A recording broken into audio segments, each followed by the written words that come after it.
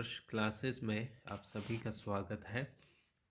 आज हम इस वीडियो में मंत्रिमंडल समितियों और मंत्री परिषद और मंत्रिमंडल के कार्यों से संबंधित चर्चा करेंगे। तो आइए सबसे पहले शुरू करते हैं। मंत्रिमंडल समितियां, ये मंत्रिमंडल की समितियां हैं, यानी कुछ मंत्रियों को मिलाकर एक समिति बनाई जाती है। तो देखिए क्या है इसमें। चूँकि मंत्रिमंडल समय अभाव के कारण प्रत्येक मामले पर गहराई से विचार नहीं कर सकता, अतः कैबिनेट मंत्रियों प्राय 3 से 5 को लेकर ये समितियां बनाई जाती है। यानी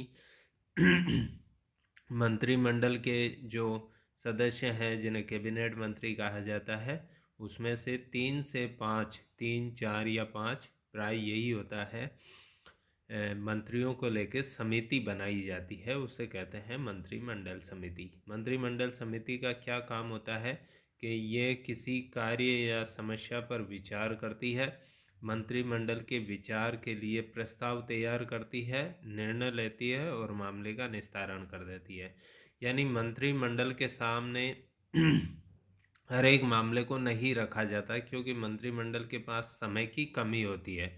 तो जितने भी मामले होते हैं उन सभी मामलों को मंत्रिमंडल के सामने न रखकर कुछ मामलों को मंत्रिमंडल समितियों को सौंप दिया जाता है। इसमें क्या, ये मंत्रिमंडल का छोटा रूप है। तो 3 से 5 मंत्रियों को लेकर समिति बना दी जाती है। वो समिति उस पर चर्चा कर लेती है, मामले पे एक विशेष मामला उसको दे दिया जाता है, उस पर चर्चा कर लेती है, प्रस्ताव तैयार कर लेती है, निर्णय ले लेती है और मामले का निस्तारण कर देती है। इससे मंत्रिमंडल का समय बच जाता है। तो समितियों के भी 2 प्रकार हैं। इन समितियों के देखिए, एक है स्थायी समितियां और एक है अस्थायी समितियां। स्थायी समितियां यह हमेशा बनी हुई रहती है और अस्थायी समितियां किसी विशेष मामले को लेकर बनाई जाती है। तो स्थायी समितियों को समझिए। राजनीतिक कुछ उदाहरण है इसके। राजनीतिक मामलों की समिति, ये सबसे महत्वपूर्ण मंत्रिमंडल समिति है। इसको सुपर कैबिनेट भी कहा जाता है। इसके अलावा है आर्थिक मामलों की समिति, संसदीय मामलों की समिति, नियुक्ति संबंधी मामलों की समिति। इनमें से अधिकतर का जो अध्यक्ष होता है वो खुद प्रधानमंत्री ही होता है। तो ये स्थायी समितियां हैं जो बनी हुई रहती है, यानी जब भी कोई पॉलिटिकल मैटर आता है तो वो इस समिति को सौंप दिया जाता है। कोई इकोनॉमिक मैटर आता है, आर्थिक अर्थव्यवस्था से संबंधित कोई समस्या आती है, तो वो आर्थिक मामलों की समिति को सौंप दिया जाता है।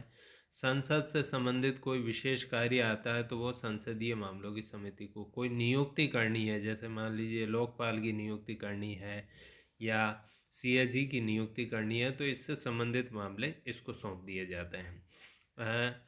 जबकि अस्थायी समितियां क्या है, विशेष कार्य के लिए गठित की जाती है। यानी कि वो कार्य होता है तब तक ही वो समिति है, वह कार्य समाप्त होने पर यह समिति भी समाप्त हो जाती है। उदाहरण के रूप में 1962 में चीन ने भारत पर आक्रमण कर दिया था, तो उस समय जो समिति गठित की गई थी, आपातकालीन समिति, वो विशेष समिति का या अस्थायी समिति का उदाहरण है। तो जब युद्ध समाप्त हो गया तो उसके बाद ये समिति भी अपने आप ही समाप्त हो गई। तो इस प्रकार से ये 2 प्रकार की समितियां हैं। अब आइए बात करते हैं हम हमारी जो केंद्र सरकार की जो मंत्री परिषद है, जिसे संघीय मंत्री परिषद या केंद्रीय मंत्री परिषद कहा जाता है, और अनुच्छेद 74 में जिसका जिक्र है हम पहले देख चुके हैं राष्ट्रपति वाले वीडियो में और प्रधानमंत्री वाले वीडियो में। तो अनुच्छेद 74(1) के अनुसार क्या लिखा है, राष्ट्रपति को अपने कार्यों के संपादन में सहायता देने के लिए एक मंत्री परिषद होगी जिसका अध्यक्ष प्रधानमंत्री होगा। तो एक मंत्री परिषद होगी, उसका काम यही रहेगा कि राष्ट्रपति की जितनी भी शक्तियां हैं उनका राष्ट्रपति उपयोग कैसे करें, इससे संबंधित परामर्श वो राष्ट्रपति को देती है। तो अनुच्छेद 75(1) के अनुसार देखिए, मंत्री परिषद के सदस्यों की नियुक्ति प्रधानमंत्री की सलाह पर कौन करता है, राष्ट्रपति। ये हम पहले देख चुके हैं। प्रधानमंत्री की नियुक्ति राष्ट्रपति करता है और फिर जो प्रधानमंत्री जिनके लिए कहता है उनको मंत्री राष्ट्रपति बनाता है। व्यवहार में लोकसभा में बहुमत प्राप्त दल के सदस्यों में से इसका निर्माण होता है। जिस पार्टी को बहुमत प्राप्त होता है लोकसभा के चुनावों में, उसी पार्टी के सदस्यों से मंत्रिपरिषद का निर्माण होता है। वो लोकसभा का सदस्य हो सकता है एक मंत्री, या राज्यसभा का हो सकता है। तो मंत्री की योग्यता देखिए वह संसद का सदस्य होना चाहिए, यानी लोकसभा या राज्यसभा का सदस्य होना चाहिए, और न भी हो तो भी बन सकता है बशर्ते नियुक्ति के 6 माह के भीतर वो सदस्यता ग्रहण कर ले। तो ये हम प्रधानमंत्री के लिए भी यही कंडीशन थी कि वो 6 महीने के अंदर अंदर संसद का सदस्य बन जाए। 91वां संविधान संशोधन हुआ 2003 में। इसमें क्या प्रावधान किया गया देखिए। इसके अनुसार मंत्रियों की संख्या लोकसभा या विधानसभा की सदस्य संख्या के 15% से अधिक नहीं हो सकती। वर्तमान में अधिकतम संख्या 79 है। तो ये महत्वपूर्ण चीज़ है। 2003 से पहले ऐसा था कि मंत्री कितने भी बनाए जा सकते थे, लेकिन 2003 में ये 91वां संविधान संशोधन हुआ। इसके अनुसार अब मंत्रियों की जो संख्या है वो संघीय मंत्रिपरिषद की बात करें तो वहाँ पर लोकसभा के जो कुल सदस्य हैं 543 का 15% यानी 79। तो 79 ही मंत्री बनाए जा सकते हैं कुल मिला के। उसमें चाहे अब ये सरकार पे, प्रधानमंत्री पे डिपेंड करता है कि किसको तो कैबिनेट मंत्री बनाए, किसको राज्य मंत्री बनाए, किसको उप मंत्री बनाए, वो अलग इशू है। लेकिन कुल मिला के सभी प्रकार के मंत्रियों, प्रधानमंत्री सहित की संख्या होगी 79। ऐसे ही विधानसभा के बारे में भी यही है। विधानसभा जैसे राजस्थान विधानसभा में 200 हैं, तो 200 का 15% बराबर 30। तो राजस्थान में मंत्रियों की अधिकतम संख्या हो सकती है 30। तो ये 2003 में किया गया महत्वपूर्ण संविधान संशोधन है 91वां, और उसके अनुसार अब मंत्रियों की संख्या 15% से ज़्यादा नहीं हो सकती। लोकसभा में केंद्र की बात करें तो लोकसभा का 15%, और राज्यों की बात करें तो विधानसभा का 15%। अनुच्छेद 75(3) के अनुसार देखिए क्या लिखा है। मंत्रीगण राष्ट्रपति के प्रसाद पर्यंत या अपने पद पर बने रहेंगे, यानी जब तक राष्ट्रपति चाहेगा तब तक मंत्री अपने पद पर कार्य करता रहेगा। राष्ट्रपति जब भी चाहे मंत्री को हटा सकता है। व्यवहार में ऐसा नहीं होता। व्यवहार में एक्चुअली प्रधानमंत्री राष्ट्रपति को कहता है कि इस मंत्री को हटा दीजिए, या फिर प्रधानमंत्री उस मंत्री को कह देता है कि अपना त्यागपत्र सौंप दीजिए। तो इस प्रकार से मंत्री हट जाता है। मंत्रिपरिषद सामूहिक रूप से लोकसभा के प्रति उत्तरदायी होती है। ये महत्वपूर्ण बात है, लोकसभा के प्रति उत्तरदायी होती है। हम देख चुके हैं एक वीडियो में सामूहिक उत्तरदायित्व और व्यक्तिगत उत्तरदायित्व। तो सामूहिक का अर्थ है कि संपूर्ण मंत्रिपरिषद लोकसभा के प्रति उत्तरदायी है, यानी तब तक वो अपने पद पर बनी रहेगी जब तक कि लोकसभा में उसको बहुमत प्राप्त है। तो ये अतः लोकसभा का बहुमत का उनमें विश्वास होने तक अपने पद पर बनी रहेगी। यही है सामूहिक उत्तरदायित्व का अर्थ, कि मंत्रिपरिषद तब तक अपने पद पर रहेगी जब तक कि लोकसभा के बहुमत का उसको विश्वास प्राप्त है। मंत्रियों के प्रकार हम जानते हैं। कैबिनेट मंत्री होता है सबसे ऊपर, फिर राज्य मंत्री होता है, उप मंत्री होता है, और संसदीय सचिव। 4 प्रकार के मंत्री हो सकते हैं मंत्रिपरिषद में। और मंत्रिमंडल में केवल एक ही प्रकार के मंत्री होते हैं, कैबिनेट मंत्री। एक शब्द और है, काफ़ी लोकप्रिय शब्द है किचन कैबिनेट। ये शब्द संविधान में कहीं नहीं है, लेकिन व्यवहार में ये प्रचलित है। इसको आंतरिक कैबिनेट भी कहते हैं। प्रधानमंत्री के आसपास रहने वाले कुछ महत्वपूर्ण कैबिनेट मंत्रियों, मित्रों और पारिवारिक सदस्यों से निर्मित, जिसके साथ प्रधानमंत्री प्रत्येक समस्या पर चर्चा करता है और जो उसे परामर्श देकर निर्णय में सहायता करते हैं। तो यह किचन कैबिनेट एक प्रकार से छोटा रूप है कैबिनेट का। कैबिनेट के कुछ मंत्री, सारे नहीं, कुछ मंत्री जो प्रधानमंत्री के बहुत ज़्यादा क्लोज हो, प्रधानमंत्री जिन पे बहुत ज़्यादा विश्वास करता हो। ऐसे मंत्री साथ ही साथ कुछ प्रधानमंत्री के परिचित और मित्र और पारिवारिक सदस्य ये मिलके एक जो है समूह बना लेते हैं। उस समूह को कहा गया है किचन कैबिनेट। प्रधानमंत्री के बहुत क्लोज होता है ये, इसलिए प्रधानमंत्री क्या होता है, सभी मामलों पर संपूर्ण मंत्री परिषद से या मंत्रिमंडल से चर्चा नहीं करता है। कई मामलों पर वो जो है इन 3 4 5 मंत्रियों से, जिन पे बहुत ज़्यादा विश्वास है प्रधानमंत्री को, साथ ही साथ उसके मित्र परिचित, इन लोगों से चर्चा कर लेता है और ये इसे परामर्श देते हैं कि आप इस मामले में इस प्रकार का निर्णय कीजिए। तो इसको कहा गया है किचन कैबिनेट। ये प्रैक्टिकल चीज़ है संविधान में हमारी राज व्यवस्था में विद्यमान है, लेकिन संविधान में नहीं है। संविधान में इसका उल्लेख नहीं किया गया है। कुछ विद्वान इनर कैबिनेट यानी जो आंतरिक कैबिनेट और किचन कैबिनेट में अंतर करते हैं। प्राय एक ही माना जाता है। आंतरिक कैबिनेट में केवल प्रधानमंत्री और कैबिनेट मंत्री कुछ अति निकट शामिल होते हैं, जबकि किचन कैबिनेट में मित्र और रिश्तेदार भी। तो ये किचन कैबिनेट यूँ समझिए, आंतरिक कैबिनेट में पीएम और प्लस कैबिनेट मिनिस्टर्स जो हैं वो आ गए, और किचन कैबिनेट में दो चीज़ें और जुड़ गई इसमें। उसके प्रधानमंत्री के जो मित्र हैं, जो रिलेटिव है, रिश्तेदार हैं, वो भी शामिल हो गए इसमें। तो ये अंतर किया जाता है कुछ विद्वानों के द्वारा, और कुछ विद्वान दोनों को एक ही मानते हैं। यानी कुल मिला के किचन कैबिनेट और आंतरिक कैबिनेट एक ही शब्द है।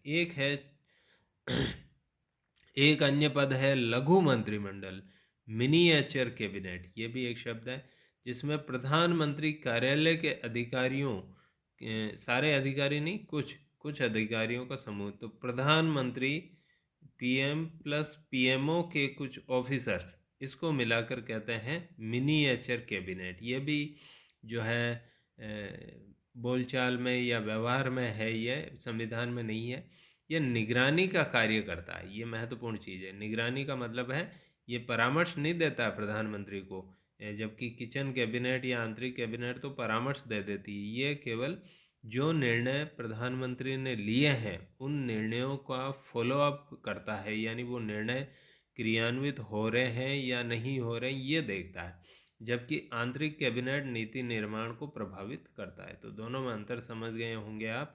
किचन कैबिनेट या आंतरिक कैबिनेट तो नीति निर्माण में परामर्श देता है, जबकि ये नीति जो बन चुकी है, पॉलिसी जो बन चुकी है, निर्णय जो हो चुका है, उसको लागू किया गया है, और उस लागू करने पर यानी क्रियान्वयन पर, उसका क्रियान्वयन हो रहा है या नहीं हो रहा है, उसमें कितनी प्रगति हुई है, इसकी निगरानी वो मिनिएचर कैबिनेट करता है। और मिनिएचर कैबिनेट में अधिकारी हैं, प्रधानमंत्री कार्यालय के जो अधिकारी हैं वो शामिल हैं।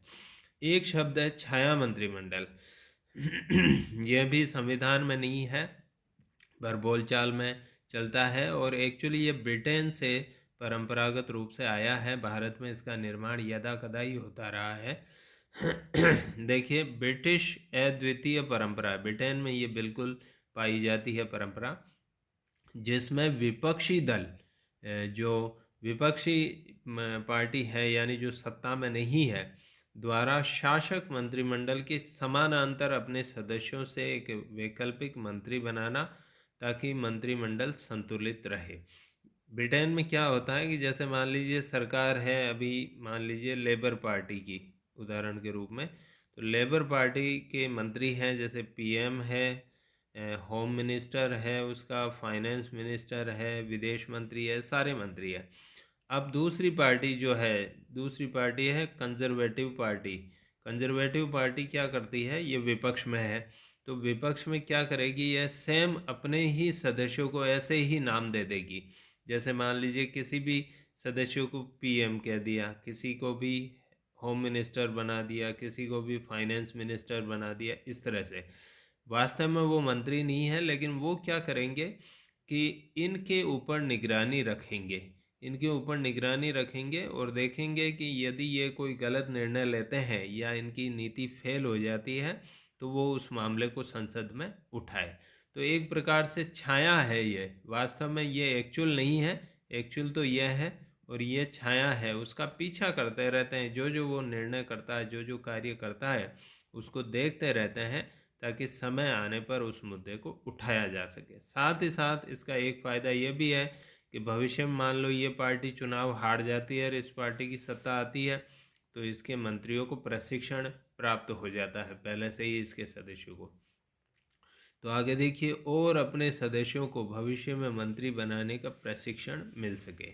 छाया मंत्रिमंडल का सदस्य अपने जिम्मे आए विभाग या मंत्रालय के कार्यों का गहराई से अध्ययन और निगरानी करता है और शासक मंत्री को संसदीय बहस में अच्छे से घेरता है। तो वही बात है जो मैंने पहले आपको बताई है कि एक प्रतिकृति यानी मॉडल के रूप में यह मंत्री कार्य करते हैं। छाया मंत्रिमंडल के एक्चुअल में मंत्री नहीं होते हैं, पर जो एक्चुअल मंत्री हैं उनकी निगरानी करते हैं, उनके लिए गए निर्णयों पर ध्यान रखते हैं। उनकी कोई नीति असफल हो जाती, कोई कार्यक्रम असफल हो जाता है, तो फिर संसद में उसको जोर शोर से मुद्दे को उठाते हैं। तो एक प्रकार से इनको काल्पनिक मंत्री या इंचार्ज बना दिया गया। चलिए, ये हम देख चुके हैं और अब लास्ट हम लेते हैं मंत्री परिषद के कार्य या मंत्रिमंडल के कार्य। ये हमारा पॉइंट रहेगा अंतिम इस वीडियो में। तो देखिए, ये बड़ा प्रश्न बनता है, अनुच्छेद 74(1) में संघीय मंत्रिमंडल या मंत्रिपरिषद का मुख्य कार्य क्या है? राष्ट्रपति को उसके कार्यों के संपादन में सहायता देना। लेकिन ये केवल यही लिखा है संविधान में तो कि मंत्रिपरिषद राष्ट्रपति को उसकी शक्तियों के, उसके कार्यों के संपादन में सहायता परामर्श देगी। लेकिन व्यवहार में मंत्रिपरिषद देश की नीति निर्माता संस्था है और वो क्या क्या कार्य करती है जो हम देखें। पहला है नीति निर्माण। देश की सर्वोच्च नीति निर्मात्री संस्था होने के नाते देश की आर्थिक, सामाजिक, सांस्कृतिक विकास की नीतियां और कार्यक्रम बनाती है। बारकर एक विद्वान ब्रिटेन के मंत्रिमंडल नीति का आकर्षण केंद्र यानी मैग्नेट होता है। तो मंत्रिमंडल ही देश की नीतियां बनाती है, सबसे महत्वपूर्ण चीज़ ये। नीतियां, कार्यक्रम जो भी देश के बनते हैं उनको मंत्रिमंडल ही बनाती है। दूसरा है विधि निर्माण, कानून निर्माण जिसे आप कहें। विधि निर्माण में क्या है? विभिन्न प्रकार के नवीन विधेयकों का प्रारूप निर्माण। नए जो विधेयक संसद में प्रस्तुत किए जाने वाले हैं उनका ड्राफ्ट या प्रारूप मंत्रिपरिषद बनाती है। जो कानून अभी चल रहे हैं यानी विद्यमान कानून, उनमें संशोधन का कार्य लोक सेवकों की सहायता से मंत्रिपरिषद ही करती है। फिर मंत्रियों द्वारा इनको संसद में प्रस्तुत किया जाता है और आपातकालीन परिस्थितियों में राष्ट्रपति को अध्यादेश जारी करने का परामर्श और प्रारूप मंत्रिपरिषद ही प्रदान करती है। हम अध्यादेश के बारे में पढ़ चुके हैं। जब संसद का सत्र नहीं चलता है तो मंत्रिपरिषद अध्यादेश बनाकर राष्ट्रपति को देती है और राष्ट्रपति उसको जारी कर देता है। इसके अलावा वित्त मंत्रालय द्वारा तैयार बजट वित्त मंत्रालय तैयार करता है, लेकिन उसको पहले मंत्रिपरिषद में स्वीकृत करवाया जाता है और अंतिम रूप दिया जाता है। तो ये सारे कार्य, कानून निर्माण, अध्यादेश निर्माण, कानून में संशोधन, वित्त मंत्रालय द्वारा तैयार बजट निर्माण, तो ये सारे कार्य देश के लिए मंत्रिपरिषद करती है। इसके बाद अगला देखिए, वास्तविक मुख्य कार्यपालिका के कार्य। देश की जो मुख्य चीफ एग्जीक्यूटिव जिसे कहते हैं वो मंत्रिपरिषद ही है। तो मंत्रिपरिषद वास्तविक सत्ता संपन्न निकाय है। वास्तव में सत्ता मंत्रिपरिषद के पास ही, हम जानते हैं राष्ट्रपति नाम मात्र की जो है संस्था है, उसके पास सत्ता नहीं है। जो संपूर्ण देश का शासन चलाने के लिए पोस्ट कोर संबंधी कार्यों का संबंध, पोस्ट को हम पढ़ चुके हैं पहले पेपर में। हमने एक वीडियो भी बनाया है, लोक प्रशासन का क्षेत्र, उसमें आप देखिएगा। पोस्ट को गुलीक ने जो है ये शब्द दिया है, इसके अर्थ क्या है इसको विस्तार से देखें तो पी का अर्थ प्लानिंग यानी योजना बनाना, ऑर्गेनाइजिंग संगठन बनाना, स्टाफिंग, डायरेक्शन, कोऑर्डिनेशन, रिपोर्टिंग और बस्टिंग, ये सारे कार्य जो है एक संगठन के लिए जो सीईओ करता है, चीफ एग्जीक्यूटिव ऑफिसर करता है, वैसे ही कार्य मंत्रिपरिषद पूरे देश के लिए करती है। अब इसमें कुछ उदाहरण देख सकते हैं आप पोस्ट गौर पे, जैसे उच्च अधिकारियों की नियुक्ति में राष्ट्रपति को परामर्श देता है, तो ये स्टाफिंग का कार्य आ गया। भर्ती प्रशिक्षण के नियम बनाना, उसके बाद प्रशासन पर नियंत्रण करना, निर्देशन करना, प्रशासन को नए संगठनों का निर्माण करना, जैसे अभी नीति आयोग बनाया हाल ही में, तो नीति आयोग मंत्रिपरिषद ने ही बनाया है। बजट का क्रियान्वयन करना, तो ये बजट संबंधी कार्य आ गया। आपातकाल का परामर्श देना। तो कुल मिला के पोस्ट कोविड संबंधी कार्य एक देश के लिए, भारत देश के लिए जो कार्य किए जाते हैं वो मंत्रिपरिषद करती है। ठीक वैसे ही है जैसे किसी कंपनी या किसी संगठन का मुखिया अपने छोटे से संगठन के लिए जो कार्य करता है वो सारे कार्य मंत्रिपरिषद पूरे देश के लिए करती है। आगे देखिए, विकास की वाहक है। विकास की वाहक कैसे कि आधुनिक लोकतांत्रिक कल्याणकारी राज्य में व्यक्ति के विकास का दायित्व किस पे है? सरकार पे। यानी व्यक्ति का सारा विकास, सामाजिक आर्थिक सांस्कृतिक विकास का दायित्व सरकार पे है। और इस दृष्टि से मंत्रिपरिषद विकास की योजनाएं बनाती है और उनको अपने अधीन व संलग्न संस्थाओं से लागू कराती है। मंत्रिपरिषद लागू भी करवाती है। मंत्रिपरिषद के अधीन जितने भी सेटअप हैं वो उसके अधीनस्थ संगठन कहलाते हैं, तो उन संगठनों के माध्यम से इन योजनाओं को लागू करवाती है। एक उदाहरण देखें हम कि देश में आंतरिक सुरक्षा, तो आंतरिक सुरक्षा के लिए गृह मंत्रालय योजनाएं बनाता है और गृह मंत्रालय का अधीन संगठन है CISF। CISF के माध्यम से इसको लागू करवाता है। रक्षा मंत्रालय देश की रक्षा की नीतियां बनाता है और उसके रक्षा मंत्रालय के अधीन है भारत की सेनाएं, तो सेनाओं के माध्यम से उसको लागू करवाता है। फिर देखिए समन्वय। समन्वय करना, समन्वय किस में करता है? सरकार के विभिन्न विभाग हैं उनमें या मंत्रालय हैं उनमें सचिव, मंत्रियों, राज्यों के मध्य यानी किसी प्रकार का विवाद हो कार्य क्षेत्र संबंधी, चाहे सरकार के मंत्रालयों के बीच हो, विभागों के बीच हो, राज्यों के बीच हो, केंद्र और राज्यों के बीच हो, मंत्रियों के बीच हो, तो उसका निपटारा करना भी मंत्रिपरिषद का कार्य है। फिर आगे देखिए, लोक शिकायत निवारण और जनमत निर्माण है। लोक शिकायत, जनता की जो शिकायतें हैं सरकार को लेके, सरकार के कर्मचारियों को लेके, अधिकारियों को लेके, उनका निवारण भी ये करती है। और साथ ही साथ जनमत निर्माण यानी जनता में सरकार की अच्छी छवि का निर्माण करती है ताकि आगामी चुनाव में पुनः इनको जीत मिल सके। तो जनता से प्राप्त होने वाली शिकायतों का अपने अभिकरणों और संगठनों, सरकार के जितने भी संगठन हैं उनको निर्देश देती है कि जनता से ये शिकायतें मिली हैं, इनको दूर कीजिए।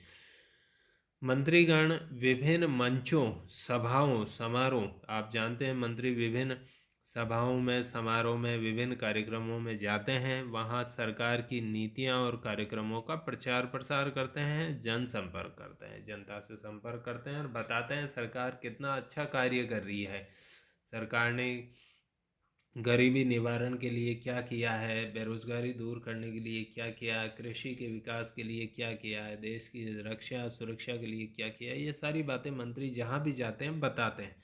तो उससे जनता में एक अच्छी छवि बनती है सरकार की और उसे कहते हैं जनमत निर्माण। जॉन मैरियट एक विद्वान हुए, उन्होंने कहा, साहब मंत्रिमंडल वह धुरी है जिस पर प्रशासन का चक्र घूमता है। तो कुल मिला के केंद्र का जो प्रशासन है वो सारा का सारा करती है मंत्रिमंडल, जिसे मंत्रिपरिषद भी कह सकते हैं डिटेल में। तो इस प्रकार से हमने ये मंत्रिपरिषद के कार्य देखे। इस पे ऐसे टाइप प्रश्न बनता है तो आप इसको अच्छे से ध्यान में रखें, एक बार इसको पुनः नोट्स के साथ पढ़ें तो निश्चित रूप से आपको ये याद हो जाएगा। और अंत में, यदि ये वीडियो आपको अच्छा लगा हो, पसंद आया हो, तो प्लीज़ इसे लाइक कीजिए, मेरे चैनल को सब्सक्राइब करना न भूलें और साथ ही साथ इस वीडियो को अपने दोस्तों के साथ शेयर भी कीजिए। साथ ही साथ जो बेल आइकॉन है लाल रंग का, उसे क्लिक कर दीजिए ताकि जब भी नया वीडियो बने आपको उसका नोटिफिकेशन तुरंत प्राप्त हो जाए। धन्यवाद।